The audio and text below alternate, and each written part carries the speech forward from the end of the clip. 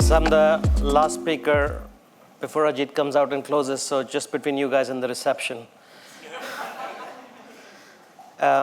It also feels like we didn't coordinate, but I have 3 slides and I'll walk through them. It almost feels like I'm sort of doing a summarization of what you heard through the day. So it actually feels quite right. So let's get into it. We've talked about 5G. I think it's important to also then think about what 5G has done. What has happened in the era of 5G? So on the slide, what you will see is the global traffic. And this is the traffic that we see across several segments. And this is on 5G. So you see from 24 to 2034, the traffic continues to rise. And it goes from about 1,000 exabytes to about 2.5 exabytes. And what's the most interesting part in this slide? We all know traffic's growing. We all watch a lot of video. But it's the top 3. The traffic, which is traditional traffic, is not growing as much, is what you see. And you've heard this, this one, word called AI, I'm sure, a lot of times today. It's the top 3 that are being driven by AI. And Senator Cruz was here. I was listening to him backstage. He talked about how we need to make sure that the networks for tomorrow lend themselves to this growth that we see. And Chairman Carr talked about mobilization of AI. It's happening, and it's going to continue to happen. The top 3, if you just break them down, the first one is enterprise AI. Basically, when you're at work and you're using an AI productivity tool, whether it's Copilot, whether it's Grok, whatever that may be. The second one from the top is consumer AI direct. That is when you go to ChatGPT or any such other service out there. Now, please note, the growth doesn't come by just new visits to these sites. The growth comes because these services, these offerings, start to become multimodal. Most of the invocations that you see today are actually text-based and now beginning to be image-based. But imagine as these become video, as these services render video based on AI, the traffic on cellular continues to rise. The third one, by the way, is indirect AI. This, by the way, we don't realize, but let's say when there is a 9-year-old somehow got hold of your phone and watching cat videos, those apps continue to recommend what the next cat video would look like.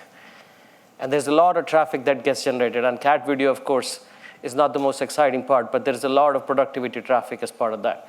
So you see that this is what 5G is expected to carry and then into 6G. And we've heard during the day that this industry has the responsibility. What this industry actually never does, we don't believe in blocking. And that's just the ethos of wireless industry. We need to make sure that if there is a consumer demand, we go serve it. There's no operator. Carl was here. He ran networks for Verizon, one of the best networks in the world.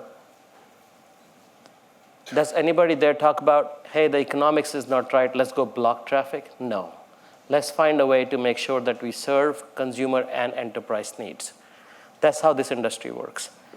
And you see that this is the challenge in front of the industry. This is what we need to do. And we've talked about the ingredients that are necessary to serve this.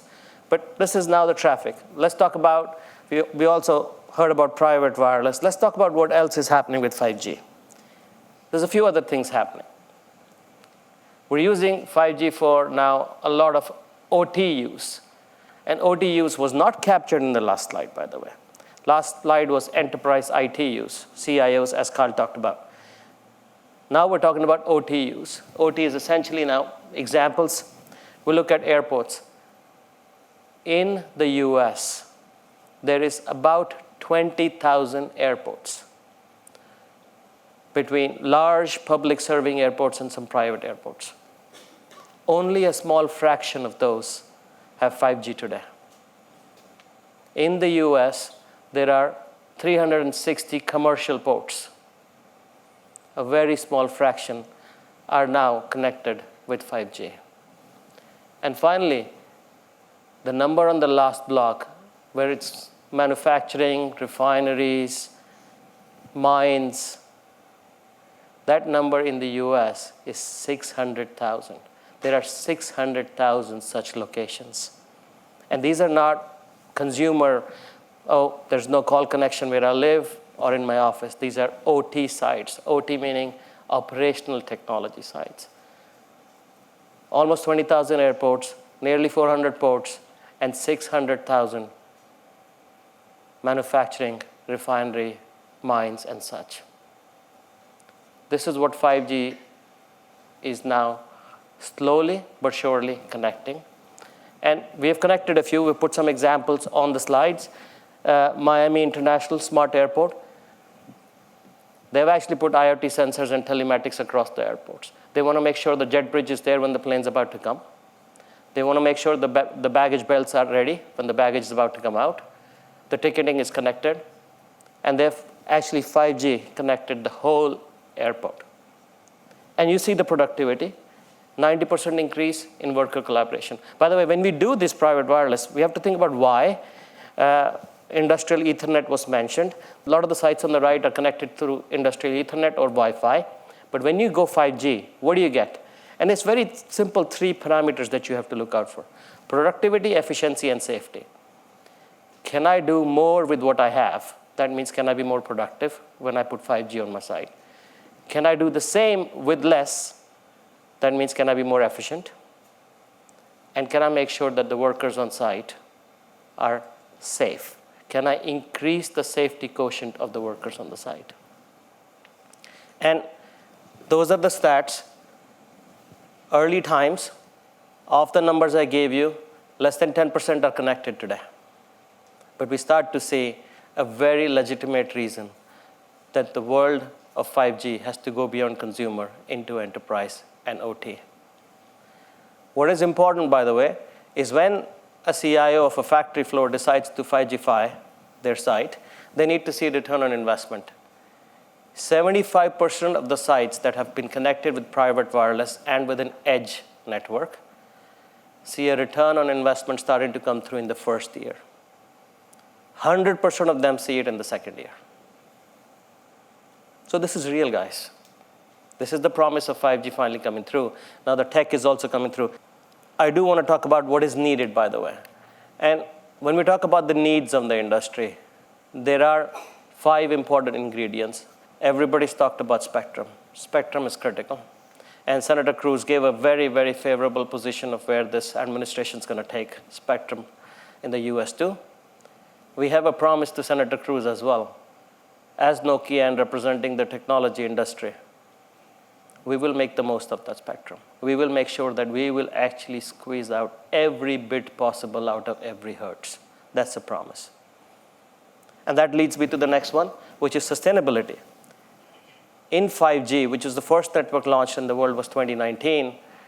And let's make an assumption that the first network in 6G will be launched in 2029. The energy budget that we are factoring in for every bit will be 2% of what it was in 5G. That's a 50-time reduction. 2%. Because the traffic's going up so much, we can't just let the energy bill go up as much. It's not possible. So we will drive sustainability into the networks. We talked about security. We see that the world will need, I think the word salt typhoon came up. That's a big peril of our industry. We need to make sure that every person on that network is safe and secure. This will lead to, in 6G, into something called quantum safe networks. And standards. In March of this year, the first 6G standardization meeting was held in Korea. And the US took a very strong, bold stance, led by the 3 big operators and the number of smaller ones, together with the supplier side of house. The standardization of 6G, the race has started, ladies and gentlemen. And finally, I cannot close a presentation without talking about AI. It would sound odd these days. Where I want to leave you guys with AI is there's AI in 4 forms. There's AI for the networks. There's AI in the networks. There's AI riding on top of the networks. And then there is the mobilization of AI. That means the networks of the future will be built for AI. They will be built with AI inbuilt. Operations of networks will move to AI. And these are AI networks. These are organic AI networks. In 6G, the air interface moves completely to AI. The network does not need to know how your device is doing. It figures it out using a certain pattern recognition it's used to. And that's the future we're targeting towards.